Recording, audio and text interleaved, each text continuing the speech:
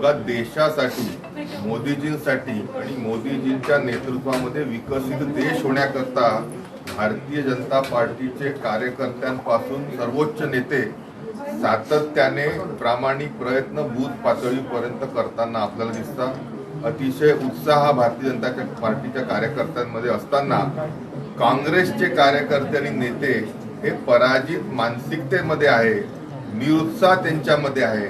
कार्यकर्ते असो किंवा नेते असो, नागपूर लोकसभा लढलेले नाना पटोले इथून पळून गेलेले आहेत आणि आता ते स्वतःच्या गृह जिल्हा भंडारा गोंदियामध्ये देखील लोकसभा निवडणूक लढवण्यासाठी घाबरत आहेत। विजय वडेट्टीवार देखील आपल्या चंद्रपूर जिल्ह्यातून लोकसभेची निवडणूक लढण्याकरिता घाबरत आहेत।